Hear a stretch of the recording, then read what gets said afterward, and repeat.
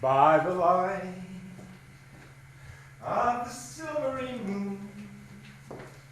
I'm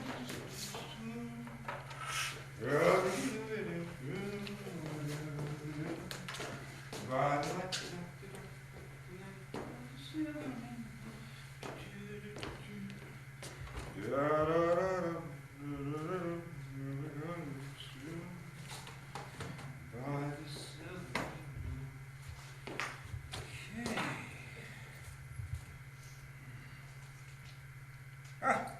On the dot. 28th September 1938. All right, let's do this. Okay, waiting for the latecomers and the stragglers to sit down. Smile patiently. Oh, that one's waving. Yeah, waving. All right, waiting for silence. Okay, let's do this. Ladies and gentlemen, welcome to the Morosco Theater on 45th Street.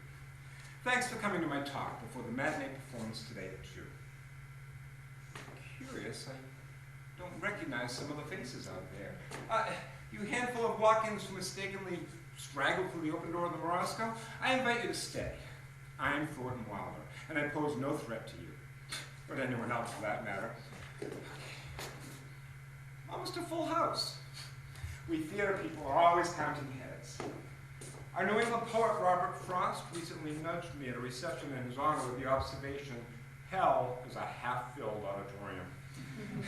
By his accounting, this turnout is heavenly. Thanks again for coming to celebrate my 2-week run as a stage manager and my little play about big people like yourselves. I'm giddy with anticipation. I know. The final tryout performance in Boston was marred by the death of a wonderful woman working with the show.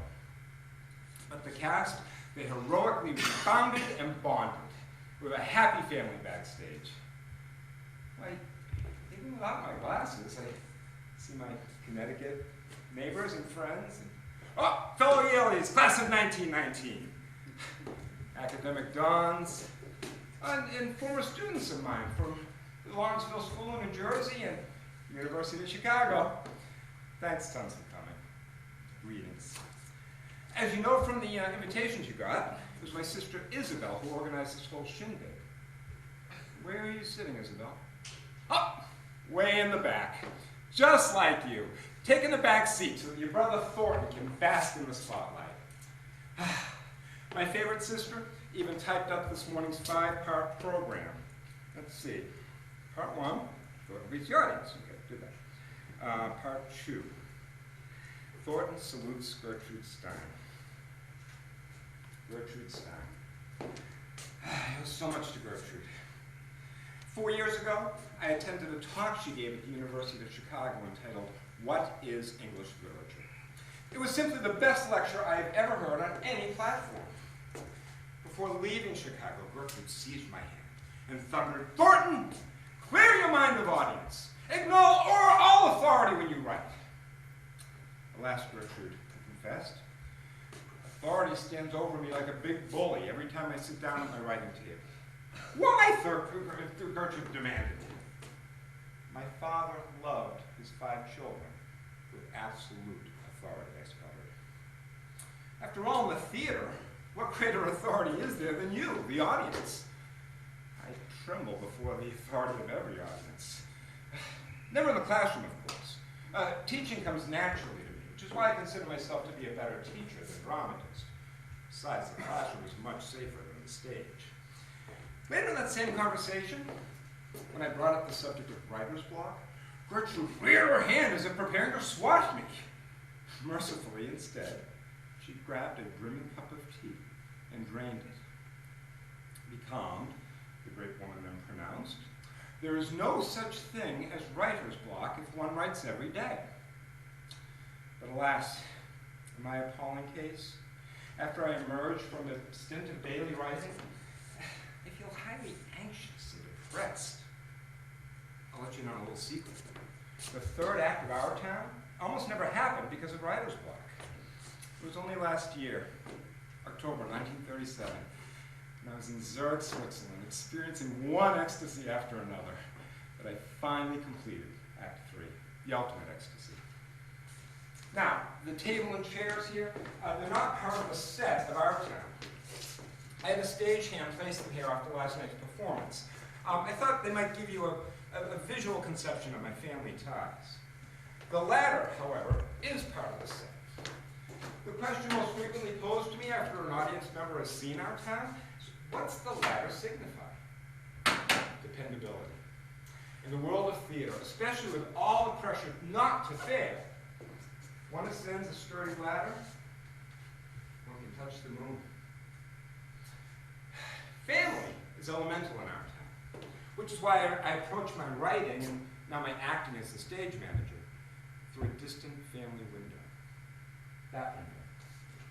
My mother, poised at the kitchen sink, opened her heart to every full moon that poked its light through those little panes of glass, while we, her 4 children, gathered around the table and listened and rapped.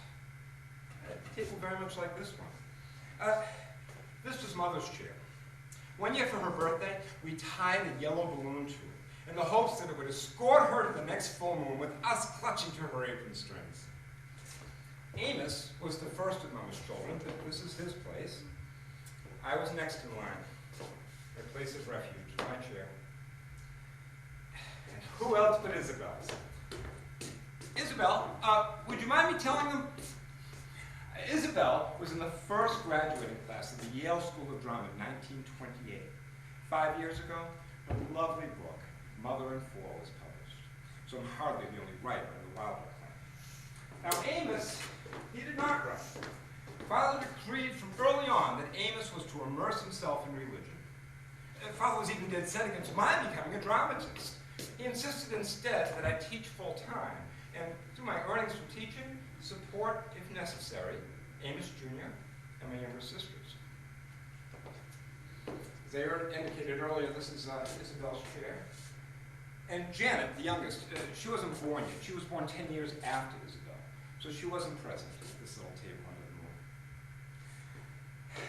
So whose chair, then? Between mine and Isabel's?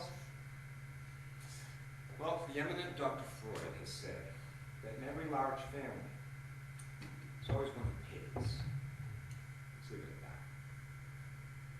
that. I can't tell if I'm going too fast or too slow. I guess that's what rehearsal is for. When the seats are filled tomorrow, I guess I can judge by the reaction. Let's see, I must be up to part 4 by now.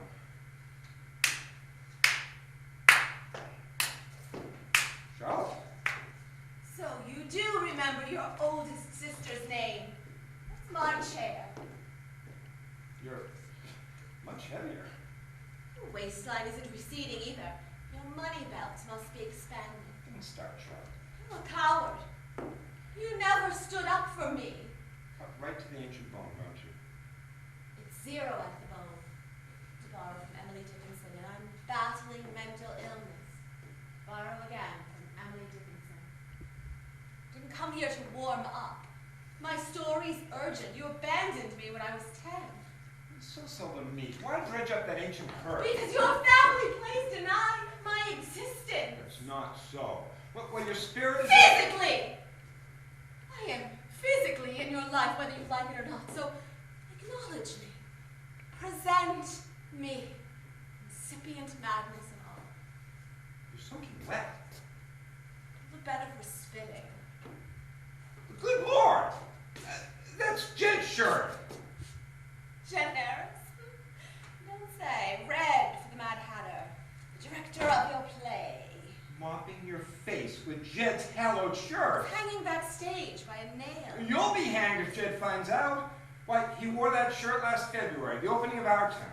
Well, when the rave reviews came pouring in, he enshrined that shirt in the wings for all the cast members to genuflect before it. I suppose. Please give it to me. Later, after I've heard enough show business bull from you, then I'll unfurl the relic like a matador's muleta. I'll wave it over your bowed neck, a signal to your doting audience. It's time for the kill. Jed finds out. Get up to your half-sword. Time for the kill. The growing penchant for violence concerns me. Concerned you ought to be. Your abject cowardice on my 10th birthday emboldened the family patriarch to carry out infanticide. Oh, wild accusations. I'm warning you, legal action will be taken if you're becoming unhinged. I am. I want to justify trudging for hours this morning to corner you. Hours? Why, even in this morning's drizzle, it's not that long of a walk from the village to this theater. Drizzle? How have you been hiding in this hurricane? Right here. My Broadway acting debut only briefly halted by the power outage in Manhattan. I'm proud to say that our town has weathered every obstacle. Obstacles I overcame to track you down. All insurmountable for you. I don't understand. When I broke out of my depression, shut the door to my apartment and slipped into the street at 8 a.m. I was swallowed up in the hurricane of 38. Not a particle of protection from my favorite umbrella. You know why? Dumb look of yours. Exactly what you exhibited on my 10th birthday. Where the hell was I? Your umbrella. Hardly as reliable as your stepladder. That umbrella blew out of my hand, pinwheeled down Sullivan Street, scanned the Hudson River, and soared beyond Canada's Hudson Bay. Gone in the wind. How plausible is that? Totally plausible. If I'm concocting the story. That story interrupted my train of delusions. That's a brilliant word in my deteriorating condition, wouldn't you agree? Consent to anything that salted me away. My family embarrassment. Your umbrella. Spineless umbrella. Without it, I had to battle the elements head on. Imagine, no umbrella in hand. Can't imagine. You can't. Because Father never permitted you to get your feet wet in a storm. Even in this piddling rain today, you're compelled to stretch a pair of rubbers over your shoes before you step outside. What a pussyfoot of an older brother. Practice over the years has protected me from countless exploits. I'm in the midst of relating a personal disaster, and you stand there sniffling and sniveling over a head cold? Now that you're a celebrity, you don't listen anymore. All right, I'll listen. Non-stop. Just as I did when you recited the poems that we wrote as children. Is that what you want? Absolutely. I want everything as it was before I turned a perfect 10. Then you listen. I'm still a patient listener. My students will testify to it. Fucking dribbling students. Absolutely the last cretins on earth I'd hear testify in any matter. Was I? Disoriented. Utterly disoriented by the diabolical maelstrom I was sucked up into. It took me hours to navigate Washington Square, and you want to start a commune now? Pathetic. The city real estate isn't a square, it's a maze. It's one of its charms. It's not hard enough for me. I had to bolt again in the open, and leaning north was I ever pounded, battered, smacked, belted, buffeted, cuffed, and clubbed. But despite the unremitting assault, I managed to clutch a stop sign. It promptly snapped in the upper house, speared me on 8th Avenue, where rain, swelling, and gutters surged by me like tidal waves. Upon releasing the stop sign, I careened from street corner to street corner. Winds and rain thrashed me nearly sightless. I was blown into a blind alley with flying trash cans and debris. I forced my eyes open and howled at the belching heavens, "Lord have mercy on a stray sister!" Lord have mercy! But determined to find my playwriting brother in the dry rot of his rehearsal run, I braced once more for elemental chaos. I re-emerged in the open street. Power lines now crackled overhead. Cement sidewalks seemed to be buckling. I fought to advance north, but for every 2 blocks I gained uptown, contrary winds shoved me 1 block downtown. Lord have mercy.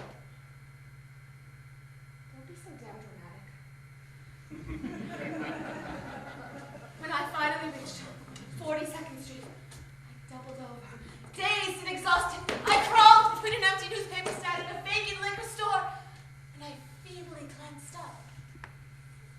Skyscrapers were swaying like the lights of distant ships, pitching in demonic seas. I started to hallucinate. I saw myself a floating corpse in whose death grip was clenched a waterlogged copy of today's New York Times, open to the obituaries. I stared at the most disturbing of reports. The first line, perhaps conceived as a narrative hook, read, "The disoriented sister of hugely popular American playwright Thornton Wilder drowned in the hurricane of '38. The rest of the notice, mind you, my obituary notice dealt with the spectacular career of Mr. Thornton Wilder in the American theater. The goddamn report was merely a piece of posthumous flesh attached to a living celebrity. I felt violated by the New York Times, victimized, much like a Connecticut tourist mugged in a Manhattan side street. Helpless, lost in the city. I screamed, I cried out to the Furies as a murderous undertow now dragged me towards a loathsome sewer drain, but then, a rainbow seconds, a miracle, like a newly minted poem that perfectly fits the poet's vision. A prodigious wave lifted me over the empty liquor joint and bore me like a cork straight to the entrance of the Morosco Theatre. From the high water mark of my fantastical journey, I spied a marquee bearing the words, "Our Town." And altogether fitting, a gargoyle was spewing his murky innards over that trivial title. I swept into the theater in a wave of personal indignation. I waited yonder, in that wing, for your arrival, and I proceeded to hear your self-promotional gibberish. How do you like those apples, Thornton?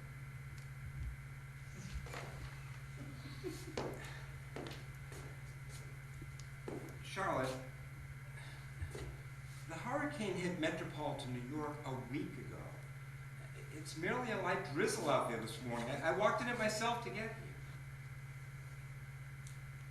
Hurricane of '38 was one hell of a storm, regardless of when it washed ashore. Will forever be a wild memory. A fitting topic for a future poem. Your wild journey could bear fruit. I didn't risk coming to you for subject matter. Risk? The ultimate hazard. To relive my 10th birthday and risk my brother withholding his support again. Can I count on you? Support? Oh. I got it. How much for the back rent this time? Flaunting your easy money. Never easy. The royalty checks only came after fits of sleepless nights, reams of discarded drafts, years of rejection. I struggled. Half the struggling writers I know in the village possess twice your talent, yet they're ignored, neglected. Well, I suppose the kind theater reviews and the ballyhoo over my novels from the Book of the Month Club probably made some difference. Not to mention adhering myself to what I preach to my students in fiction writing. The first day of class, I tell them there's no mystery to good writing once one learns to show instead of tell. Asinine instruction. Let me tell you something, you ignoramus. The fact that a handful of writers achieve commercial success while the rest of us don't, well, it's the biggest mystery of all in the craft of writing. Inequality of recognition doesn't have one bitch of a thing to do with show, don't tell. So try prying that into the pinhead minds of your groveling disciples. We'll never agree upon art, so let's not quibble about that. What's relevant now? Your unpaid rent. I'm worried you'll end up homeless. Don't fret over rent. But you don't work. Do you think I do? When I sprawl out to the green and cracked linoleum in my kitchen, pen and pad in hand, scribble airy nothings in imitation of your blank pupils. You know what I'm getting at. You have no steady income. Thanks to you. You keep me in servitude. Servitude? Last year when there was an opening for an experienced English teacher at a parochial school for adolescent girls, I requested from you a letter of recommendation. Where is it? A criminal request? After the scandal at Smith College? Why, you were the English department head, no less. Lord Almighty, how could I possibly recommend all those girls? For 18. You made illicit overtures to over 18 students? I mean, each girl was over 18 years of age. Consensual learning. I heard you made sexual passes right in the classroom with other students present. Why, you could have been arrested after one of the students filed a complaint against your teaching methods. Whose charges ever pressed? Most of those girls adored me. So many emotionally arrested. Stammering, stuttering, in need of remedial poetry. Papa had heard that story. He would have suffered a fatal stroke. Finally, Thornton, you expressed an original idea. Yes, I should have gone straight to the newspaper Papa edited and partly owned back then. Confessed my carnal desires to the junior editor, and that night, Papa reads about me in his own paper. Finally, the family patriarch is silent. And Mama, if she had heard such news, it would have broken her heart. My fights with Papa Despa.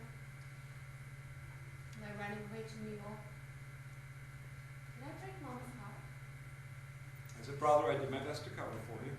Student covering up, cowering, as you did on my 10th birthday. So long ago! And not so long ago, you wrote Out of Town. That script is a cover-up, too. It's shimmering on the surface, but shallow throughout. No depth of guilt. Well, this morning, I'm stripping away the makeup. What's that supposed to signify? Raw exposure. I know a hell of a lot more about you than Mom does. A veiled threat? Bullfighters in the plata is not a veil, precedes the sword. I'm sharpening the sword. You're dangerous at home, but you've changed since moving to the village. Some artists change for the better. They become subversive. Others deteriorate into celebrities. Here.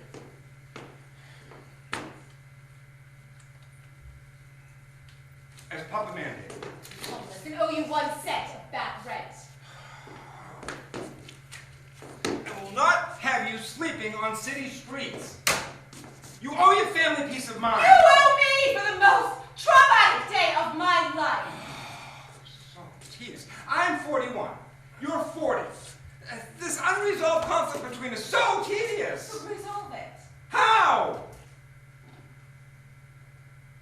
For starters, pledge you'll never commit me to the Long Island home in Amityville. We have no intention. We. Who are we? Your 4 siblings.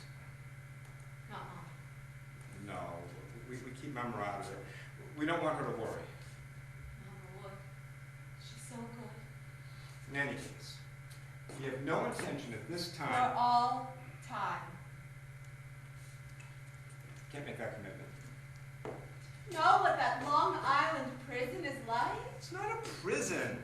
It's a sanatorium, highly recommended by psychiatrists. Last year on my birthday, under the moronic guise of a tourist, I personally checked it out. In the exercise yard, I saw women shuffling back and forth, foaming at the mouth, muttering without understanding themselves, scratching their scalps, pulling at their hair, soiling themselves. A grinning guard told me if any of them give him any trouble, he throws them into the violent. The head administrator gave us a tour. We saw nothing I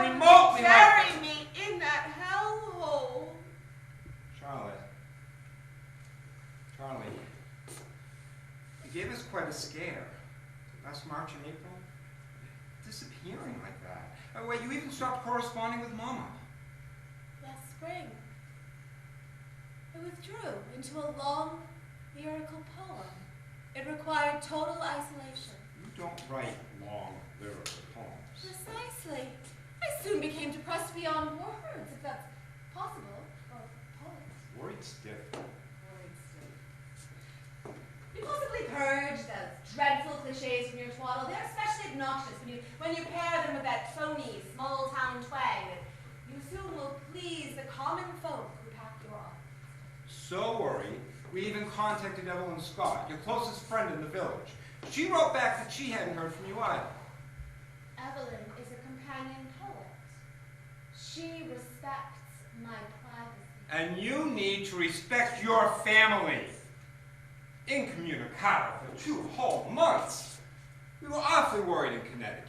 Why, Isabel and I even concocted a story to tell Mama. We told her that you were probably traveling with Evelyn in the Amazon, where Evelyn once resided, where there are no post offices around for thousands of miles. You're so damn solicitous. You could have traveled the 90 miles of town to Connecticut and knocked on my apartment door. Oh, no. Last time I was at your place, we got into a terrible row. You ordered me out. Out the door, down 3 flights you tumbled, without a murmur. Years ago, Papa summed you up. Thornton is nervous, indecisive, weak. Yep. Not the rebel type. I'm content with the conflicts in my plays. Conflict. Is that how you define the sugar-coated exchanges in our town? Charlotte, to be fair, you should at least I see saw a your performance. show the day after my visit to the Amityville Horror Show. You never told me. Lot on my mind lately, rather. Lot leaving my mind. You liked my little play? Not my cup of salad. I require sensation. Sensation. Rosie. You left her out. Just as you left out your sensational sister. But in case any of the ladies in your imaginary audience are listening, 34-year-old Rosamond Pinchot, the wealthy, beautiful socialite. My brother introduced to Jed Harris. Became overnight assistant producer and mistress to the director. He soon reduced her to tears. He routinely rebuked her in front of cast members. He refused to take her to the Boston tryouts of our town. Rosamond sealed herself in the garage of the Long Island mansion she was renting. Started the engine of her car. Committed suicide by carbon monoxide poisoning. Oh, any of the ladies are engaged to be married, please note.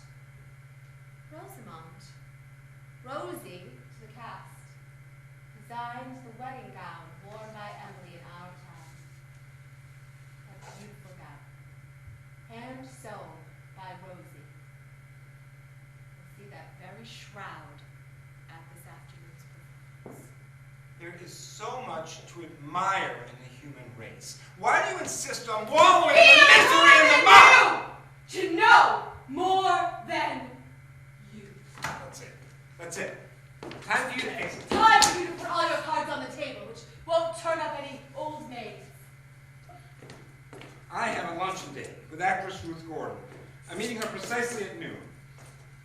Who else are you dating? I beg your pardon. You adopt that phony tone with me. Don't threaten me. Give me the shirt. It's no longer a shirt. Well, give me the muleta then. Clean your spectacles. It's no longer a muleta. It's the bloody smock of a butcher. Where is this leading? To your sex life. Oh, you're not your mind. You've already lost it. Panhandling artists and besotted writers I hang out with in the village. They've been inquiring about your sex drive. It's none of their business, nor yours neither. Don't tell them. Thornton Wilder has no business with sex. For proof, his old maidish play. You go back to Sullivan Street and counsel the literary riffraff that you convert with. Creativity is a rationed commodity. They will never succeed as long as they're spending all of their energy on transitory love affairs. Sheer energy you expend to maintain your masquerade. Yep. Goes with the territory. I'm an upbeat salesman for the theater, which thrives on masquerade, mistaken identities. Your favorite territory, Europe, right? Sure is. Earlier you said you finished our town in Zurich, Switzerland. Almost to the year. Actually, it was about 4 miles outside of Zurich at the Hotel Belvoir. One of my Sullivan Street pals, traveling on a grant last summer. She said she checked into the same hotel you were staying. Sure. Why not? It's very popular with American writers. It's clean as a whistle and quiet as a snowbound village. Perfect ambience for writing, for finishing our time. She said it was impossible to miss you. Holding hands with the most glamorous stud on the Swiss circuit. A 5-star performer by the name of Samuel Stewart. My savvy bohemian friend meticulously updates his stud file. Treasure trove of names and measurements, possibly serving for future blackmail.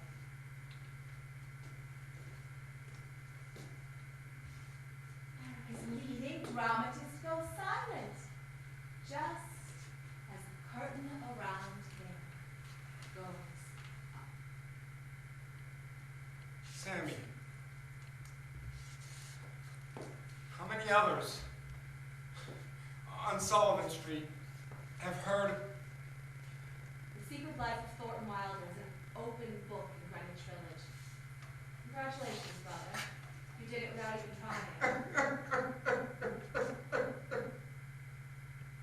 trying. Mama! I'm bending knee, I beg you. Don't judge me. Papa judged me. I'm so ashamed, Mama. So ashamed. Your case, the shame, is in the masquerade. You won't tell her? I won't tell Mama. Exactly as you looked on your 18th birthday when Papa destroyed you. You surrendered your manuscripts, and he read them behind closed doors, all your youthful literary strivings. And he summoned you, and wounded you forever, with the irrevocable judgment. You've been carving olive pits, Thornton. You've been carving olive pits. Papa! Now you! Mangling me! Mangling me! My life. My work. Worthless. You shouldn't take the criticism to heart. I'm crazy. Besides, why would I be jealous of our town if it were completely without merit? Your play has its moments, Thornton, and I insanely hope will become what so many have hailed it to be, an American classic. Because Papa dismissed your work as trash. The success of our town means Papa does what doesn't know best.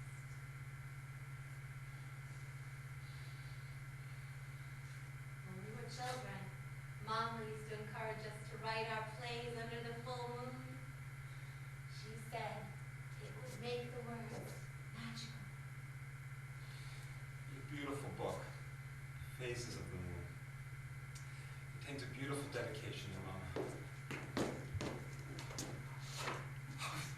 Charlotte, it's soaking wet. Pocket full of rain. So much rain left over from the hurricane. I stepped in every puddle in front of me on the way to the theater. Couldn't avoid them.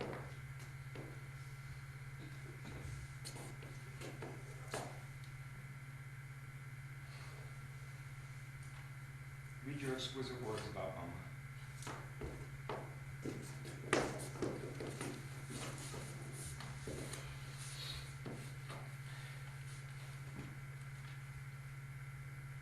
My mother stood in the little kitchen of the house where we lived and looked out the small square window at the back. As I grow older, she said, more and more I come to love you. We saw it. Huge, spherical, incandescent white over the velvet black woods. In space, strange, bleak, and pure. Once more, in imagination, we walked together in the fields, from the lawn to the sky's arc and the hill's rim, until we reach my 10th birthday. Too painful to reenact, Charlotte. I arrived at the Morosco on a mission to provoke you to a fight, but you won't battle. You can't. It's not in you. Given the certainty of my eventual breakdown, I am desperate to know what my family will do when I collapse in the street. Charlotte, I promise. On my soul, I promise. We'll do the right thing. You couldn't fight with me, which means you won't fight for me. With so much at My stake. future is shrinking. No other choice now but to stake my salvation on forgiveness. I'm confused. You did nothing to save me on my 10th birthday. Now, we can relive that terrible moment so I can forgive you. In this scene, you play Pop, too.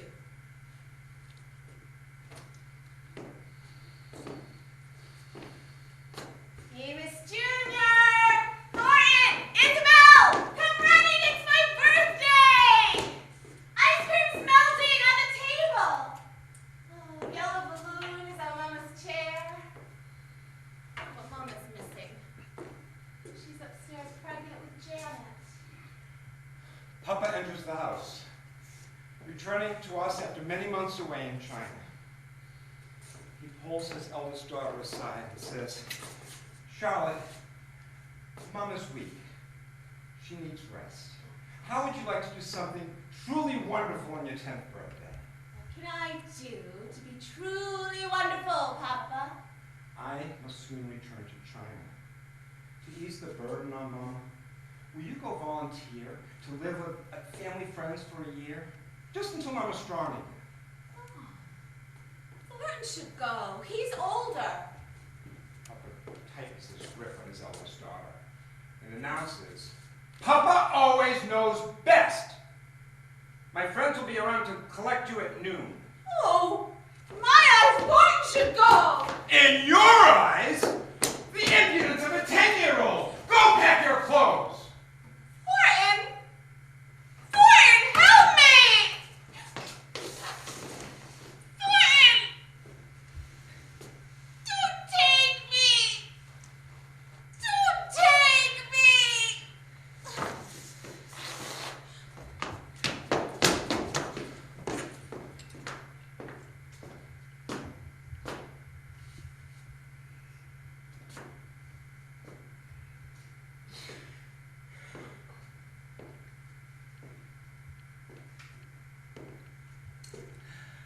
How could I possibly have intervened? I was only 11 years old at the time. Papa later explained to me that he chose Charlotte because I was too weak.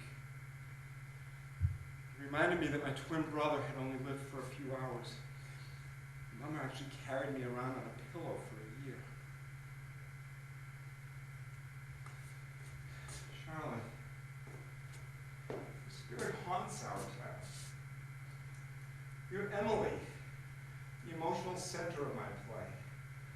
especially when dear Emily returns to Earth for her 12th birthday. My Emily. My Charlotte. So smart. So precious. I'll love you forever.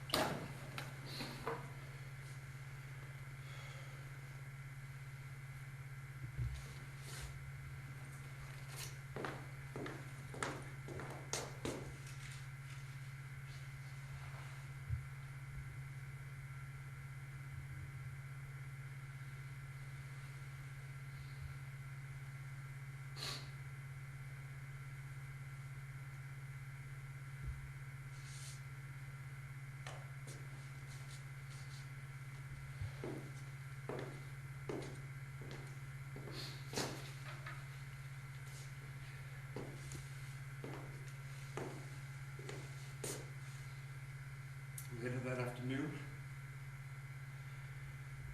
when they came and took Charlotte away, it began to rain.